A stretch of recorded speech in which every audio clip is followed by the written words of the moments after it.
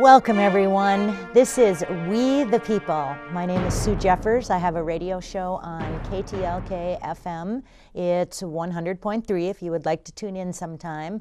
I talk about how from sea to shining sea, people are wondering if we're going to survive the political change that's happening in the United States of America.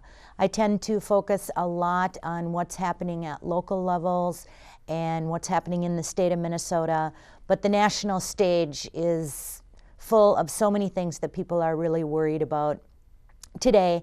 And I have brought my friend Tim Utes here, and we're going to talk about some of the issues. Tim is running for office. We need more candidates like Tim Utes who will look out for we the people, who understands the issues that are facing us today and how to fix them.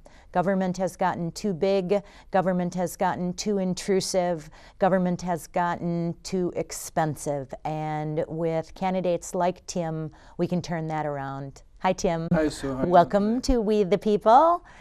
And I want you to tell everyone, you've been out in the neighborhoods, you've been out talking to we the people. What are they telling you? Well, we ran last year, and so we took about a month off, and since probably January we've been running our campaign, and we've spent the summer going to a lot of political events or just neighborhood community events. As an example, this last week we went out for about an hour and a half into a relatively Democratic voting district, and in an hour and a half we met 17 voting adults. We had out of 17, 7 of them said they would put a yard sign in their yard this coming year for 2010. And we had 4 people committed to having house parties. And so we're pretty excited. That's a really big response. And we got a very simple message of constitutional rule of law. And people out there in the street, and the neighbors in the community understand that. They don't necessarily like everything that's within the Constitution, but they understand that we've lost our way and we need to get back to some fundamentals in our state government. Were you driving your big green bus? Oh, you bet we were. It's everywhere. It's all over the city. And it surprises me, Sue, we ran into several people who hadn't seen the bus yet, and they were pretty impressed. One guy walks by and goes, "I love your green bus."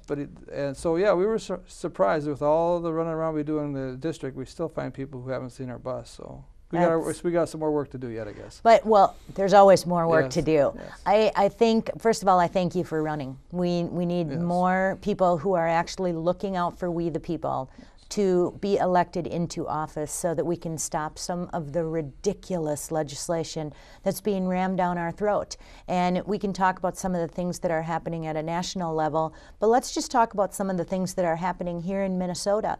And you have families, people who are working so hard, they're raising their families, they're doing everything they can to take care of themselves. Right. Yet over in St. Paul, over on Capitol Hill, there are lots of bad things. Primary seatbelt law being one of them, which tell us what you think about the primary seatbelt law. And then let's talk about how much money the state of Minnesota has raised off of that primary seatbelt law. I believe it was about 6 years ago, the state passed a bill related to seatbelts saying it would be a secondary warning. So if you got stopped by a police officer for speeding and you weren't wearing a seatbelt, he would give you a warning saying, you need to wear your seatbelt. Then they changed the law a bit, added a $25 fine to the secondary warning. And so it's progressed over the last 5 or 6 years, a little bit every year, till this last year now, it's a primary offense. And a week or so ago, we had a 10-day sweep across the state, and there was roughly, I believe, it was 11,000 people were cited for seatbelts. At almost $200 a crack. Right. I understand the purpose of seatbelts and that we should wear them, but back to my contention is this is one of those issues where government is intruding into the personal liberty of our decision-making process. Yes, we should wear seatbelts, and I do wear seatbelts. Some people choose not to, but that doesn't mean that they are criminals for not wearing seatbelts. And that's where we've lost touch with reality, with the scope of government's limited government, constitutional government's ability to enforce law is. So that's why I take issue with the seatbelt issue, primary seatbelt law. So now, if we don't wear our seatbelt, not only are we criminals, but we're a revenue source. Correct. Right. And I think the other thing that you need to point out is when this law was passed, where it became a secondary offense with a $25 fine attached to it, That was when the Republicans were in charge. Right. This There is was not a a, this is this- not. there was this a is not Republican governor and a Republican Senate Correct. and a Republican House. Now the Democrats came in. The Democrats have control in 2008. The Democrats had control of the Senate. They had control of the House. And Governor Pawlenty was still our governor. And that's when we passed the primary law. So this is both the Democrats and the Republicans. And I do believe that the governor did sign the primary seatbelt law. He did. So this is not about politics or No. a party. This is about our Constitution in Minnesota that rules. It's the supreme rule of law for the state of Minnesota, and it's being ignored and violated at the state level. I don't blame our politicians for this. I blame us, the people in this audience, the people out there in television, cable land. We've negated our responsibilities under the Constitution to participate in government, and as a result, the people, we've stepped back and government's taken over the areas we've stepped back in our lives. And the result is where that's what got me motivated, is I realized how I had not stepped forward years ago, decades ago, when I could have, because I trusted my party to give me proper, good candidates and people who run for office who would hold to the Constitution. People don't realize this, but every legislative member, House and the Senate and the governor, and all elected officials swear an oath when they get elected.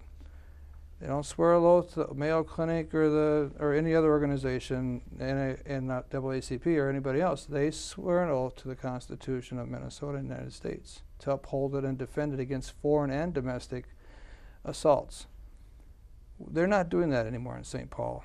Federal level, I'd ignore the federal level because it's way out of control. State level, we have an opportunity and obligation to participate and get state back in shape again, and we can do that. But it takes the people to get involved and participate. So, and I agree with you. We have to get the people involved. We have to get them paying attention to what's going on because it is out of control. We talked at the beginning of the show that at a national level, it is totally out of control. But we can make a difference here on the home front by backing candidates like you, Right. by finding candidates like Or you running to themselves. run. In some cases, but I want people to know this will be the second time that you've run for House of Representatives. You studied hard. You spent a lot of time over at the Capitol figuring out what was going on, what they were doing. You tracked legislation. You have worked so hard 24/7, night and day, to go out into the neighborhoods in your big green bus Yes. to talk to we the people Yes. and figure out what they're upset about. So when you're elected Yes. this term, Yes. what will be some of your priorities that you want to focus on? One big priority is to stop the slide that we're having into losing our liberties and our freedoms. And it's at the state level, it's being attacked all the way across the board. There's so many areas, from how you mow your yard to what you buy at the grocery store. And people don't realize they're little incremental intrusions into your liberties.